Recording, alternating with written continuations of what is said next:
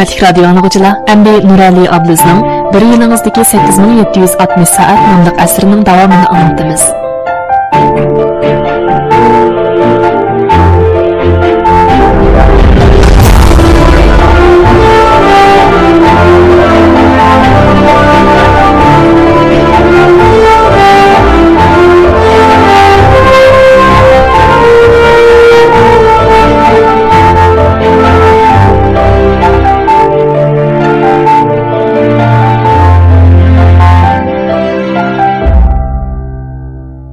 Xonada tunab baqqanlarning hammasi biladi. Tong sahari soat 3lar bo'lganda tumur odam bo'lgan taqdirdimi bir narsa yemisi chidab tura olmaydi. Bu chaqda Beijing universitetining janubiy darvozasi oldida ziqliq yemeklarni sotilgan tog'imizning bir kunlik sotisining oxirgi qitim yuqori to'lqin yaratadigan vaqti yetib keladi. Bir qitim ziqliq yemeklarni yeyib tog'imiz bilan Yangi Sharq guruhining qurg'uvchisi Yu Minxun muallimning kechirmishlari to'g'risida paranjib qoldik. Ayni chaqda Yu Minxun muallim chet elga chiqib o'qish uchun ko'p qatim TOEFL imtihoni berib, oxiri o'tgandan keyin chet elga chiqib o'qigandan ko'ra vatanda qilib, texnik ko'p o'quvchilarning ingliz tili o'tkilidan o'tib, chet elga chiqib o'qish orzusini ishga oshirishiga yordam qilsa, texnik ahmadlik bo'lganligini tunib yetgan ekan. Shuning bilan Yu Minxun muallim ham ahmadlik, ham pul topqil bo'ladigan bu ishga tutish qilib, oxiri davlatimizdagi nopozliq Yangi Sharq guruhini qurib chiqqan ekan. Yangi Sharq yangi qurilgan mezgilda hozirgidek tashviqot vositalari bo'lmaganlikdan Yu Minxun muallim o'zi bir quchoq tashviq varaqlarini ko'tarib olib, e'lon taxtlariga choplagan. Bir taqatgan ekan. Shaxsiy doktorxona va ambulatoriyalarning e'lonlari, ta'lim kesib berish to'g'risidagi e'lonlar orasida Yangi Sharqning ingliz tili tarbiyalash sinflari to'g'risidagi e'lonlar choplanib turgan oshu manzarlarni tasavvur qilmoqdasiz. Oshu tashviqot varaqlari Yu Minxun muallimning Yangi Sharqni qurib chiqish jarayonidagi kechirmishlariga, shundaqla maktab darvozasi oldida yangi ochilgan tog'imizning qalbidagi mangulik azobga shohid bo'lgan. Yu Minxun ayni chaqda yangidan maktab qurib, tashviqot varaqlarini taqib yurgan chaqlarda mening oldimga kelgan. U menga "Men bilan birga tashviqot chopla, ikkimiz birlikda Yangi Sharqni qurib chiqaylik" degan edi. Bu gap rostmi yoki bu tog'imiz lab urvatandi bilmayman. Ish qilib menga rost taklif elinadi. Ayni chaqda Yu Minxun muallim o'roq, bakli mato edi. Uning o'zi yolg'iz e'lon choplab yurganligiga qarab ichim og'rib qoladi. Ayni chaqda mening tijoratim yaxshi edi. Har kuni kechda yayni ichib, turmush xarajatlarini topgandan boshqa bir qancha yildala Beijingdan o'z setilishga ko'zim yetdi. Lekin uning ahvoliga qarab, bir qancha ziqliq yemeklikni ortiq berib qo'ygim keladi. Shunda qilib bu tog'imiz eglik tiklashning yaxshi fursatini qo'ldan berib qo'yibdi. Bugungi kunda shu chog'dagi ishlar uning suhbat paranglarining muhim bir mazmuniga aylanibdi. Bu tog'imizning ayni chog'da tasavvur qilgan kelgusimi har holda reallik aylangan. Beijing universitetining janubiy darvozasida uning ziqliq yemekliklarini yeb baqmagan birmi o'quvchi bo'lmasa kerak. U hozir xizmatchi yollab, o'zi ancha jafo tortmayla davomli pul tepib yetibdi. Darvaqa u o'zi tasavvur qilgan bir manzarni reallikka aylantirib, Beijing universiteti janubiy darvozasining ushshoq yemeklar sohasini ilkiga kirgizibdi. Lekin menga ozroq afsuslanarli ish bo'lgandek bilindi. Agar ayni chaqda u texnik cho'ngroq ishdan o'ylagan bo'lsa, balkim bugungi kunda Yangi Sharq guruhining boshqarish qatlamida uning bir kichik o'rni bo'lib qolar edi. Ming'an odamlarning amaliyatidan isbotlangan shundoq bir nuqtani e'tirof qilmay tura olmaymiz. Bir odamning tasavvuridagi turmush mayli yaxshi, mayli yomon bo'lsin, oqibati asosan degidek shu odamning turmushiga aylanadi. Albatta, ba'zilar men hech narsani o'ylamayman deyishi mumkin. Undaqda uning bu umrda hech qanday o'zgarish bo'lmaydi. Hayotning burilish nuqtalari o'ylamagan odam, o'ylamagan ishlar sababidan bo'lib qoladi. Shu kecha o'zim yolg'iz to'rxonaga qaytish yo'lida yo'l chirig'i paydo qilgan soyamning bir uzrab, bir qisqirishi qarab maqdim. Ziqliq yemeklik sotilgan tog'imiz bilan qilishgan gaplar meni o'ylantirib qo'ydi. Yoshlig'imni to'rxonada kechini kunduzgi ulab o'yin o'ynash. Mavhum dunyoda botirlik va natija tuyg'usi izlash bilan o'tkazishim kerakmi? Yo'q. Men erishmoqchi bo'lgan kelgusi tun qorong'usidagi to'rxonadagi mavhum dunyoning qahramoni o'ynash emas. Balki poytaxtning porloq quyoshi ostida o'zimning bir kishilik nurini tortish. Har bir odam o'zi orzu qilgan turmushga erisha oladi. Bu jarayon asosan mundaq ikki qadam bilan tamomlanadi. Birinchi qadam o'zi orzu qilgan kelgusini tasavvur qilish. Ikkinchi qadam tirishchilik orqali shundoq turmushga reallikda erishish. Yumixin muallim bu. Ziqliq yemeklik sotadigan tog'imizmi o'z tasavvuridagi turmushga erishdi. Ularning bugungi turmushida shuncha cho'ng farq bo'lishdagi sabab ayni vaqtda ular tasavvur qilgan kelgusining o'xshash bo'lmaganligida. Hozir ko'zingizni asta yumib tasavvur qiling. Xushpurak gullar bilan to'lgan chig'ir yo'lda ketyapsiz. Men shamol yuzingizni siypab o'tyapti. Qushlarning yiqimliq sayrashlari anglab turyapti. Oldingizda chiroyli bir qal'a ko'rindi. Qal'aning oldiga bordingiz. Ishga taqalmagan edi. Ishikni bo'sh itirib ichiga kirdingiz. Uy ichi g'uva yo'rib turadi. Ichkarisida yana bir kichik ishikni ko'rdingiz. Bu ishikning keyinlikisi dal 10 yildan keyingi o'zingiz. Qadamlaringizni to'xtatib, 3 qitim cho'nqur nafas oldingiz. O'zingizga tayyorligingiz bitdimi dedingiz. 1 2 3 ishni eching. Sapsilib qarang. Bu chog'dagi siz nada? Atrofingizda nimalar, kimlar bor? Nima ish qilyapsiz? Kayfiyatingiz qanday? Sapsilib qarang. Zangsilib anglang. His qiling. Xo'sh, 10 yil keyingi o'zimizni ko'rdik. Endi hiliqi kichik ishikning oldiga yana bir qatim berib beqing. Ishikni eching. Ko'zingizni eching. Texi boyla ko'rgan 10 yildan keyingi o'zingiz esingizdami? Ehtimal u dal siz orzu qilgan kelgusi bo'lishi mumkin. Ehtimal birinchi qatimda ancha aniq ko'rolmagan bo'lishingiz mumkin. Toki kelgusidagi manzaralar ko'z oldingizda aniq, suzuk, konkret paydo bo'lgunga qadar bu jarayonni to'xtamay takrorlasangiz bo'ladi. Bu manzara borgancha to'liqlanadi. Sizga borgancha tunish manzaraga aylanadi-da, oxirida navbatgi turmushingizning bir qismiga aylanadi. Ondan bu go'zal manzarani esingiz chin saqlab, har bir kunlik turmushingizni qaytadan boshlang. Shu manzara kelgusida cho'qin real turmushingizga aylanadi. Hozir qalbingizni tinchlantirib, kelgusingizni obdanroq tasavvur qila olamsiz. Uni turmushingizga elib kirgudek, hozirgi turmushingizning bir qismiga aylantirgudek jasoratingiz bormi? Xizmat izlaguvchilardagi iqtidorni bayqash haqida o'ylaganlarim. Meni bir qadar yaxshi taniydiganlarning hammasi kulgan vaqtimda mangzimda zinoq paydo bo'lib, bu vaqt bolalardek umoqlashib ketadiganligimni biladi. Har kishi bo'lgandan keyin surlik, salobatlik bo'lishni orzu qilsam-mu, lekin ularning aytishicha, hammasi mening oshundoq umoq holatimga amroq ekan. Yana shularning deyishicha, men qopqimni turib olgan chaqda azaldan sat bu chiroyim odamni qo'rqitgudek, odamning ochig'ini keltirgudek, g'azabini qo'zg'agudek bo'lib ketadi ekan. Shuning bilan xizmatdoshlarim orasida 200lik polvon, to'mir qo'rchoq, universal xarakterlik mijoz bemori degandek laqamlarni taralgan. Yangi sharqning imtihon olg'uchi o'qituvchisi bo'lish sifatim bilan mening chiroyimni ifodalangan har xil chiroy ifodalari mingdan ortiq xizmat izlaguvchidan 100 turani imtihon ilish jarayonida paydo bo'lgan desam bo'ladi. Xizmat izlab kelguvchilar ichida Harvard universitetini bitkizib, vaqtliq dars o'tib turish maqsadida kelganlarmi? Kolumbiya universiteti qatorliq davlat maktablarini bitkizgan sarxillarmi bor? Menmu imkoniyatning barcha boshqa omillarning ta'siriga uchrab ketmay, imtihon beruvchiga obyektiv nuqtadan baho berishga tirishaman. Imtihon jarayonida surlik qiyofatga kirishda mening o'ylaganlarim bor. Bu bir xil imtihon elish usuli. Ya'ni imtihon beruvchini besim ichida sinash.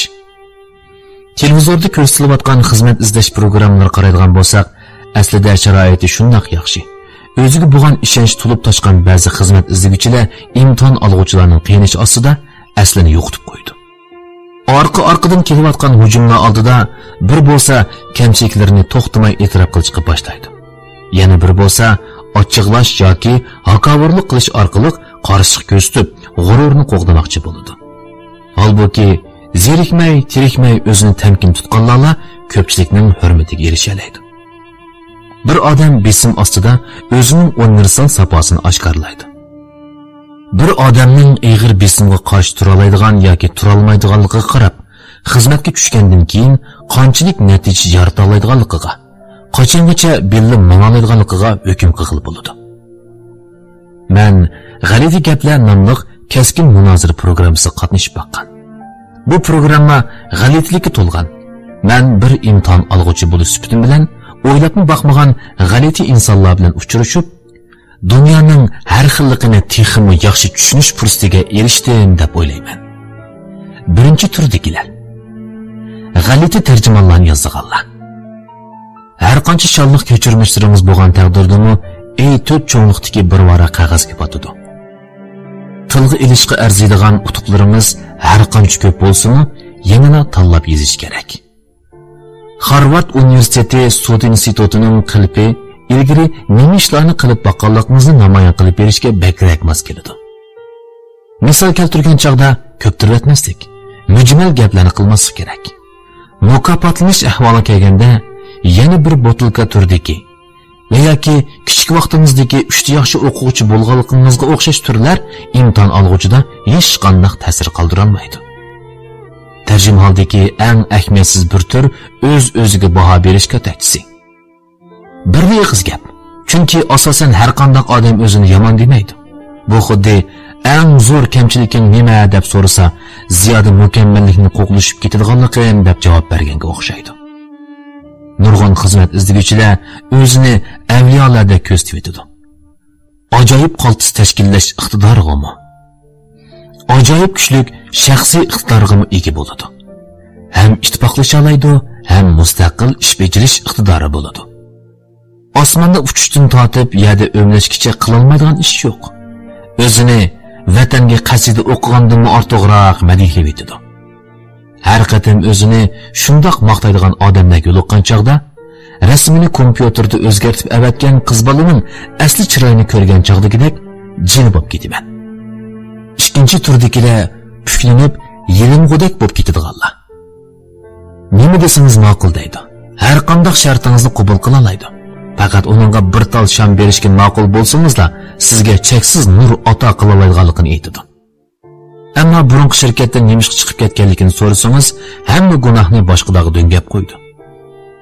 O'ziga zarich cham qo'ndirmaydi. Boshda ajoyib kamtarlik bilan e'tirof qilishingizga erishib olib, ishga tushgandan keyin ko'ni xuyi qo'zg'aladi. Kollektivga moslash qilib faqatla unmaydi. Eng aqalli g'ururdan voz kechgan odamning qalbida ayminish, yiqish degan narsa mavjud bo'lmaydi. Bu turdagi xizmat izlaguvchilar har qanday bir shirkatning 100 turan imtihonida shallanib ketadi. Bu turdagilarning qarshisida turadigan yana bir turdagilar bor. Ularni g'alati ish olg'uvchilar desakmi bo'ladi. Bu turdagi malika shahzodalarmi xizmat maydonida asosan qarshi elinmaydi. Men bir qatim chet elda o'qib kelgan, hech qanday xizmat tajribasi yo'q bir qiz boladan 100 turanli imtihon oldim. Uning imtihon maydoniga kirgan chog'dagi qiyofati xalqaro darajalik modellardan qirishmaydi. Men garchi donliq markalarni ancha bilib ketmasammi, bir qarabla ko'zga alohida chiliqib turadigan markalarning belgisini ko'rib ulgurdim. Uning kiyim-kechaklaridagi markalarni alohida gavlandirib yasinib olganiga qarab, mumkin bo'lsa bu markalarni yuziga yozib oladimikin deb o'ylab qolasiz. Men har holda uning bunday qilishi bu qitimliq 100 turan imtihonga kuchlik ahamiyat berganlikdan imtihon olg'uchida yaxshi ta'sir qoldirish uchun bo'lish kerak deb tushunib turdim.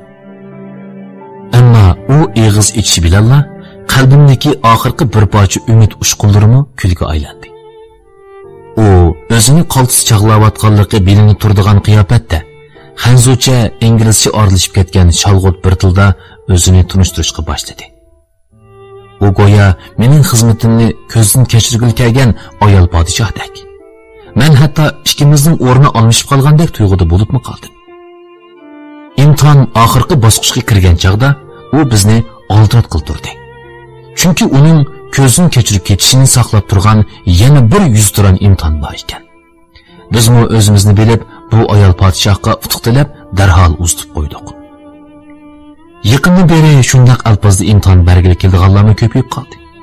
Men 100 turan imtihon olgan chaqda bir odamning universal seviyasini sinash uchun ilgirki xizmat o'rningizdan nimishqa ayrilgan edingiz degan savolni so'rayman. Bu savolga ba'zilar nima deyishni bilolmay qoladi. Ya'ni ba'zilar og'zim bor deb daverdi. Hatto ba'zilar ilgirki shirkatdagi boshlig'idan tortib xizmatdoshlarigacha qaqshab berdi. Hatto hojatxona tozaydigan ayolni tillab berishni yanmaydi.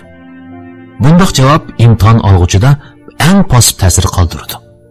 Chunki bundaq odam yana 5-6 oydan keyin yana bir qitimliq 100 turan imtihonda bizni ularga tillab berishi ehtimolga intayin yaqin.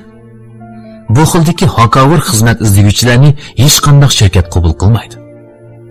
Yana ba'zilar buning odamni putlaydigan savol ekanligini bilib, mujmal gaplarni qilib, aniq bir javob bermaydi.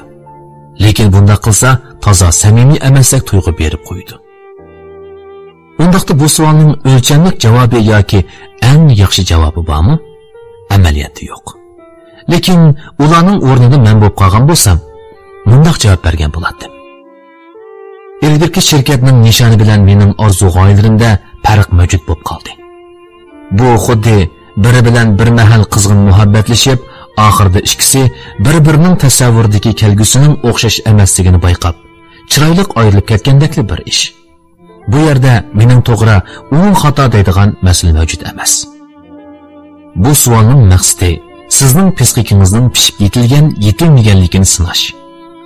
Burungi xizmat o'rningizda har qancha ko'ngilsiz ishlar bo'lgan taqdirdami, ularni tushirsangiz, biroqla 100 o'risingiz to'g'ri bo'lmaydi.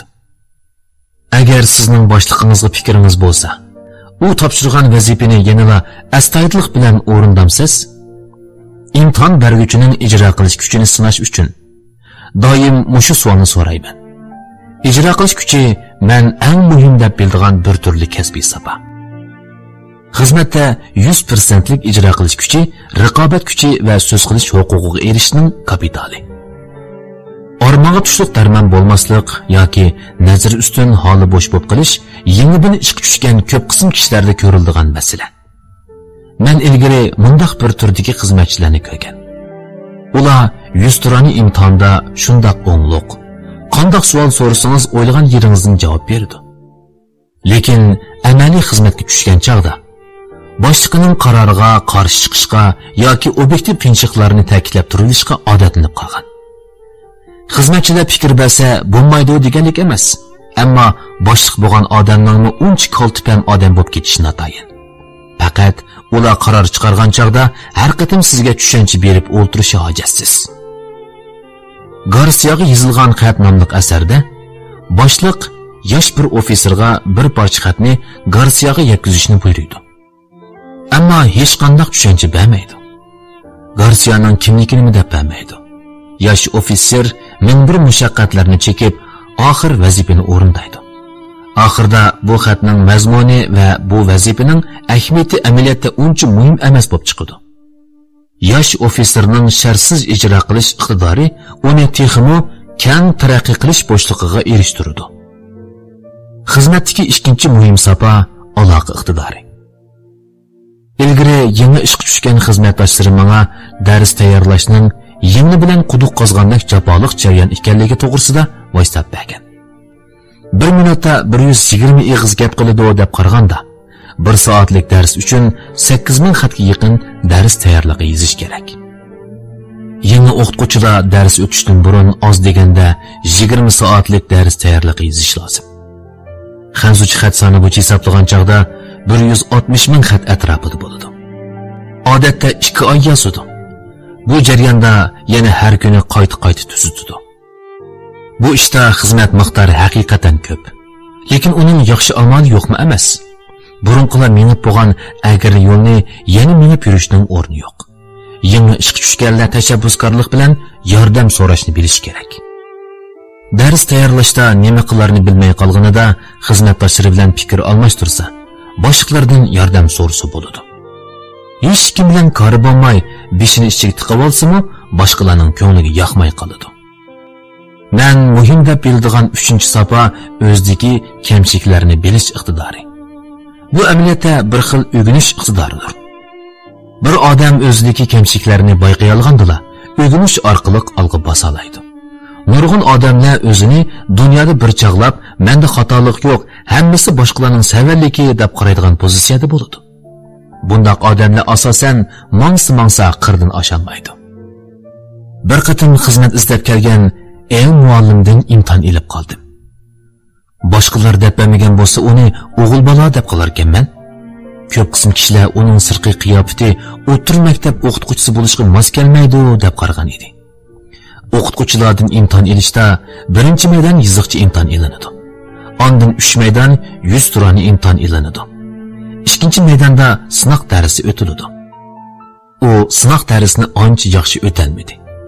Ammo shu kuni kechda uningdan bir parcha el-xat topshirib oldim.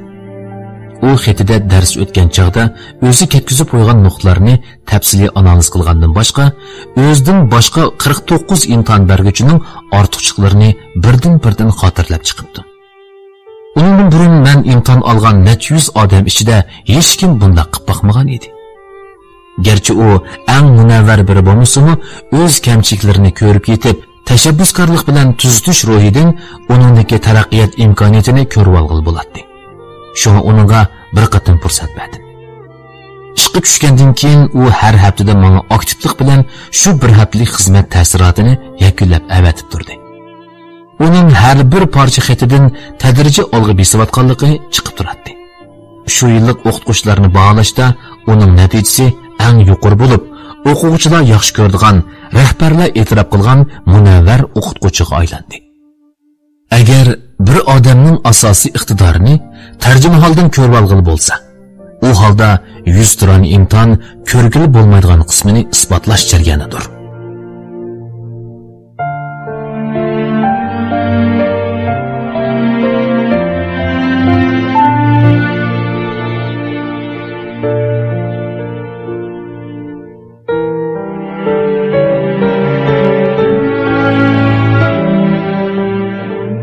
Ali Abduzning Şinjan Pan-texnik nashriyati nashr qilib tarqatgan bir yilimizdagi 8760 soat nomli asarni mush yergacha anglatdik.